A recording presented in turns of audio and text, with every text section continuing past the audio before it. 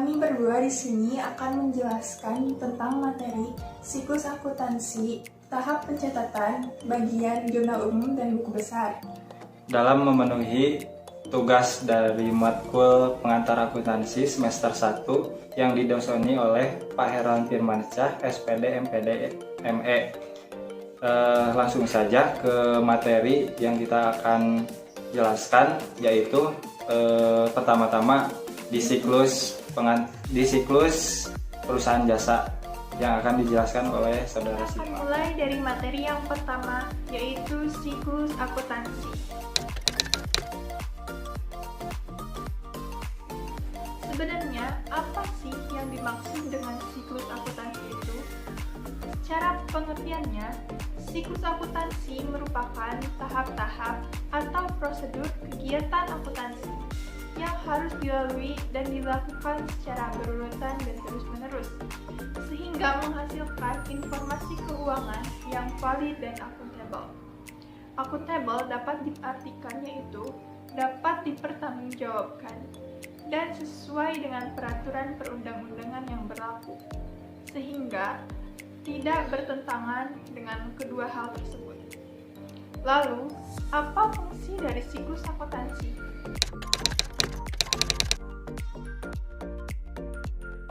Seperti pengertiannya, fungsi dari siklus akuntansi yaitu untuk menghasilkan laporan keuangan yang dapat dipertanggungjawabkan dan berguna bagi pihak-pihak yang berkepentingan. Dari ke perusahaan jasa.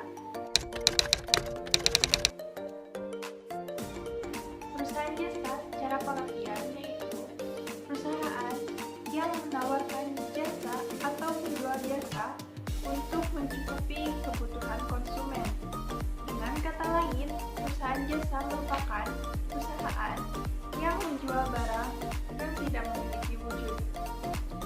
Contoh dari perusahaan jasa misalnya, perusahaan di bidang transportasi penumpang, seperti Grab ataupun Gojek.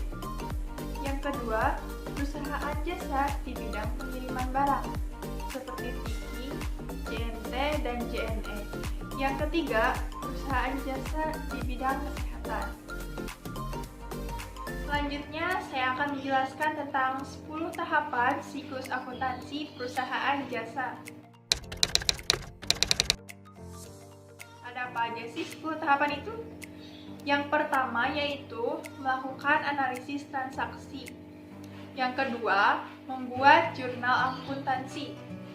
Yang ketiga, posting transaksi akuntansi dari jurnal ke buku besar. Yang keempat, membuat neraca saldo atau neraca percobaan. Yang kelima, membuat jurnal penyesuaian. Yang keenam, membuat neraca lajur. Yang ketujuh, menyusun laporan keuangan. Dan yang kedelapan, membuat jurnal penutup. Yang kesembilan, membuat jurnal pembalik. Dan yang terakhir, neraca akhir atau neraca awal setelah penutupan. Membuat jurnal umum.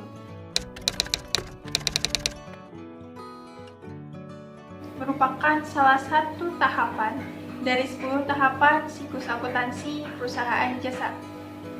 Lalu, sebenarnya apa sih yang disebut dengan jurnal umum itu? Menurut pengertian, jurnal umum adalah jurnal yang digunakan perusahaan untuk mencatat sejumlah transaksi keuangan yang terjadi dalam suatu periode tertentu. Jurnal umum juga dapat diartikan sebagai buku harian perusahaan yang di dalamnya berisi tentang sejumlah transaksi keuangan yang terjadi secara keseluruhan. Jurnal umum ini sendiri lebih tepat digunakan untuk perusahaan jasa. Setelah kepengertian, kita berlanjut ke tujuan jurnal umum. Apa sih sebenarnya tujuan jurnal umum itu sendiri? Tujuan jurnal umum adalah untuk melakukan penilaian, pencatatan, dan identifikasi berbagai macam kegiatan ekonomi dan berbagai jenis transaksi yang terjadi dalam suatu perusahaan. Jurnal umum memiliki beberapa fungsi, di antaranya yaitu yang pertama adalah fungsi historis. Fungsi historis artinya jurnal umum bisa digunakan sebagai sebuah catatan yang di dalamnya berisi tentang bukti transaksi keuangan secara berurutan sesuai dengan tanggal dan waktu terjadinya transaksi. Yang kedua yaitu fungsi mencatat. Selama ini, jurnal umum dimanfaatkan sebagai media untuk mencatat transaksi keuangan yang terjadi di dalam suatu perusahaan secara terperinci dan lengkap. Yang ketiga yaitu fungsi analisis. Jurnal umum juga berfungsi untuk menganalisis transaksi dan menentukan akun mana yang harus didebit dan akun mana yang harus dikredit. Yang keempat yaitu fungsi instruktif. Fungsi instruktif artinya memberi perintah untuk memposting ke buku besar, baik yang didebit maupun yang dikredit, sesuai hasil analisis yang dilakukan di jurnal. Dan yang terakhir adalah fungsi informatif. Jurnal umum sebagai fungsi informatif berfungsi untuk memberikan keterangan seputar transaksi keuangan yang terjadi di dalam perusahaan secara jelas dan apa adanya. Itu merupakan fungsi-fungsi dari Selanjutnya yaitu ada manfaat dari jurnal umum. Di antara manfaat dilakukannya jurnal umum yaitu ada 3 bagian di sini. Yang pertama, mengetahui akan timbul pertambahan atau pengurangan suatu perkiraan. Nah, jadi kita dalam suatu proses akuntansi, kita harus bisa memperkirakan akan timbulnya pertambahan atau pengurangan pemasukan atau uang keluar yang ada di suatu perusahaan tersebut. Nah, jadi yang kedua ada mengetahui jumlah yang akan dicatat di satu atau lebih perkiraan.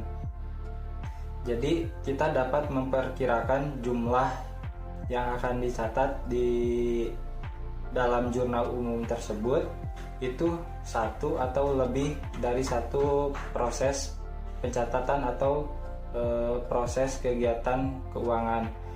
Nah, jadi tidak setiap hari itu ada proses pencatatan yang ada di dalam suatu perusahaan tersebut, karena bisa saja di dalam 1 minggu itu, misalkan kita ambil contoh tanggal 1, tanggal 2 biasanya ada pencatatan, jadi tanggal 3 ada, tanggal 4-nya tidak ada, atau tanggal 5-nya ada. Jadi tidak setiap hari ada suatu proses kegiatan transaksi. Nah, yang ketiga, mengetahui jumlah yang akan didebet atau dikredit bahwa mesti seimbang. Nah, di sini perlunya dalam suatu proses jurnal umum yaitu kita dapat melihat keseimbangan keuangan yang ada di perusahaan tersebut. Jumlahnya itu harus seimbang antara debit sama kredit. Nah, jadi di sini ada contoh jurnal umum secara singkatnya. Saya di sini mengibaratkan mempunyai suatu perusahaan jasa, namain saja PT Angin Ribut. Nah, di sini PT Angin Ribut ada melakukan transaksi di bulan Desember 2020, antara lain di tanggal 1 dan tanggal 3. Di sini saya beri contoh 2 transaksi di dua tanggal yang berbeda. Ya, jadi di sini ada tanggal 1 itu ada pembelian peralatan kantor secara tunai sebesar Rp3.500.000 itu secara tunai. Nah, di tanggal 2-nya itu nggak ada transaksi, biasanya seperti itu. Nanti di tanggal 3 ada. Nah, di sini tanggal 3 ada, yaitu ada pembayaran sewa gedung secara tunai sebesar Rp250.000. Nah, di sini saya akan mencoba membuatkan tabel berikut contohnya.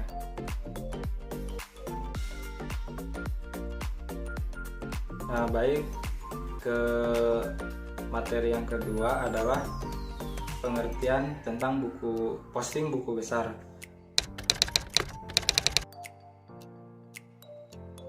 Nah, di sini saya akan menjelaskan tentang pengertian terlebih dahulu. Buku besar adalah alat yang digunakan untuk mencatat perubahan-perubahan yang terjadi pada suatu akun yang disebabkan karena adanya transaksi keuangan. Nah, buku ini berisi tentang perkiraan-perkiraan yang mengikhtisarkan pengaruh adanya transaksi keuangan terhadap perubahan sejumlah akun seperti aktiva, kewajiban, dan modal perusahaan. Nah, buku besar atau general ledger juga, ini general ledger itu dalam bahasa Inggrisnya adalah sekumpulan dari berbagai akun atau rekening perkiraan yang dipakai untuk menyusun laporan keuangan. Posting ke buku besar adalah proses pemindahan bukuan dari pencatatan jurnal ke setiap rekening dalam buku besar. Jadi dalam buku besar ini adalah pemindahan pencatatan dari jurnal ke buku besar. Nah, biasanya jurnal itu prosesnya jurnal dulu diselesaikan. Nah, nanti selesai dari jurnal itu biasanya dipindahkan atau dipindahkan ke buku besar. Nah, ada akun yang terdapat di dalam general ledger. Ini bisa dikategorikan atau digolongkan menjadi dua, yaitu ada yang pertama ada akun real, yang kedua akun nominal. Akun real yaitu real akun adalah setiap akun yang terdapat di dalam laporan posisi keuangan.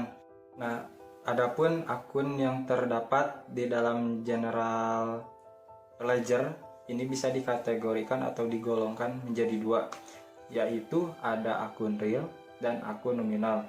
Nah, akun real di sini adapun dari bahasa Inggrisnya real akun disebutnya adalah setiap akun yang terdapat di dalam laporan posisi keuangan, yaitu akun yang termasuk kategori aktiva, kewajiban, dan modal. Nah, jadi akun real ini adalah yang utama biasanya yang ada di perusahaan tersebut, seperti aktiva, kewajiban, dan modal. Aktiva itu biasanya terdiri dari harta, kewajiban itu utang, perusahaan kita mempunyai utang kepada pihak lain, dan modal di sini biasanya modal yang didapatkan dari peminjaman dari bank atau dari uang kita sendiri yang akan kita gunakan sebagai modal di perusahaan kita. Nah, adapun yang kedua, akun nominal account adalah setiap akun yang terdapat di dalam laporan laba rugi, yaitu akun yang masuk kategori pendapatan dan beban.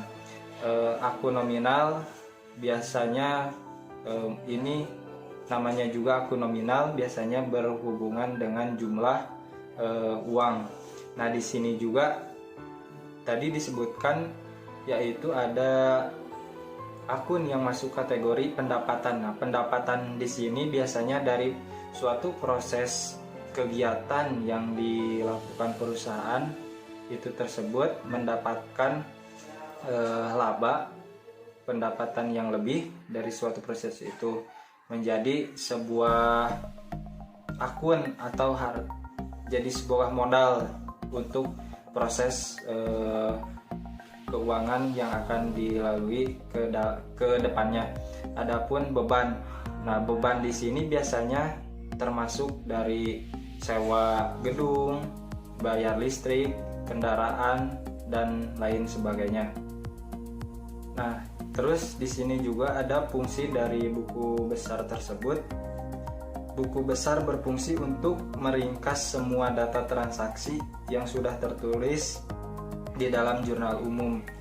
Nah, jadi fungsinya itu sebagai ringkasan sejumlah transaksi yang ada di jurnal umum, diringkas dimasukkan ke buku besar. Selain itu digunakan sebagai alat yang menggolongkan data keuangan. Nah, biasanya di buku besar ini digolongkan antara debit sama kredit itu dipisah. Jadi kolomnya itu berbeda. Jadi antara debit itu debit laporan dari tanggal 1 ke tanggal 30 yaitu selama 1 bulan, yaitu debit saja. Nah, adapun dari keuangan kreditnya itu pun dipisah dari tanggal 1 sampai 30. Jadi tidak disatukan untuk akunnya juga. Nah, dari jumlah yang besar sampai yang kecil. Nah, biasanya dari buku besar itu diurutkan dari jumlah transaksi yang besarnya dulu, baru yang ke terkecil. Nah, lalu ada juga manfaat dari buku besar. Nah, untuk manfaatnya dari buku besar itu, adapun dari manfaat buku besar itu ada 5 poin. Nah, dari 5 poin tersebut ada yang pertama, menyeimbangkan berbagai laporan keuangan. Nah, untuk di suatu perusahaan ini suatu keharusan. Jadi harus menyeimbangkan dari keuangan yang masuk ataupun keuangan yang akan keluar, ataupun yang keluar bukan yang akan. Nah, yang poin kedua, memiliki rekam jejak utama laporan keuangan. Nah, di suatu perusahaan juga kita harus memiliki rekam jejak dari laporan. Nah, ini gunanya untuk apa? Gunanya ini biasanya kita untuk sebagai evaluasi yang ada di perusahaan tersebut, maupun untuk pendapatan ataupun pengeluaran. Nah, biasanya ini untuk rekam jejak ini digunakan sebagai proses pengeluaran. Nah, evaluasi pengeluaran dari suatu perusahaan tersebut. Jadi untuk poin ketiga, bisa memberikan petunjuk terhadap aktivitas transaksi yang ganjil atau tidak biasa. Nah, di sini buku besar ini ada ininya ya, petunjuk terhadap aktivitas transaksinya. Jadi petunjuk ini nih, transaksinya yang ganjil atau tidak biasa itu maksudnya ada hal yang menyeleneh di dalam transaksi keuangan yang dilakukan perusahaan tersebut. Nah, biasanya di sini ada petunjuknya karena direkap ya, dari mulai terbesar ke yang terkecil tadi. Nah, lalu ada bisa membantu menunjukkan adanya manipulasi data atau tindak kecurangan dalam pencatatan. Nah, yang tadi sebagai petunjuk juga di sini kan biasanya dari suatu perusahaan itu, karyawan-karyawan yang ada di perusahaan itu dapat memanipulasi data atau tindak kecurangan dalam pencatatan. Ini untuk biasanya transaksi pengeluaran. Nah, banyak kasusnya. Jadi misalkan perusahaan kita akan membeli suatu barang ke perusahaan lain. Nah, biasanya di sini dari seorang yang akan melakukan transaksi itu, kita akan memanipulasi data dari jumlah tersebut. Nah, ini biasanya kita dapat ketahui atau kita dapat petunjuk dalam tindak kecurangan di dalam pencatatan ini. Nah, yang kelima, bisa untuk mengetahui kondisi kesehatan finansial perusahaan atau bisnis. Nah, yang tadi juga seperti saya sudah bilang, jadi finansial perusahaan atau bisnis itu diharuskan kesehatan finansialnya itu baik atau bagus. Nah, baik bagusnya di sini adalah yaitu menyeluruh atau seimbang. Tidak mungkin untuk laba di pendapatannya itu bagus. Nah, itu biasanya nggak apa-apa. Nah, tapi di sini kesehatan finansial tersebut biasanya terjadi kita untuk kalau tidak bagus itu banyak tidak keseimbangan antara pendapatan dan pengeluaran. Pengeluarannya itu biasanya lebih besar dari dari pendapatan yang didapatkan dari suatu perusahaan jasa tersebut. Nah, adapun di sini juga untuk di sini juga ada bentuk dari buku besar akuntansi. Ada 3 macam. bentuk dari Nah, di sini ada bentuk buku besar akuntansi. Ada 4 dari bentuk buku besar itu. Nah, yang pertama bentuk P. Nah, biasanya ini tabelnya lebih simpel antara debit sama kredit saja. Nah, di sini saya akan menjelaskan tentang pengertian dulu ya dari bentuk P atau gambarannya itu. Dari buku besar bentuk P. Buku besar bentuk P akuntansi adalah buku besar yang paling sederhana dan hanya berbentuk seperti huruf T besar. Seperti kiri akan menunjukkan sisi debit dan sebelah kanan menunjukkan sisi kredit. Nama akun diletakkan di kiri atas serta kode akun diletakkan di kanan atas. Nah, berikut ada contoh tabelnya dari bentuk T.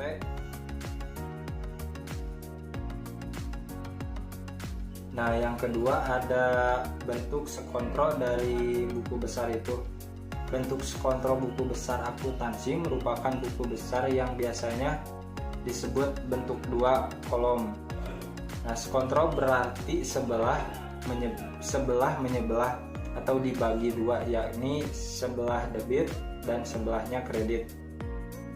Nah, di sini ada contoh dari buku besar bentuk sekontro ya. Nah, yang ketiga bentuk stapel berkolom atau saldo tunggal.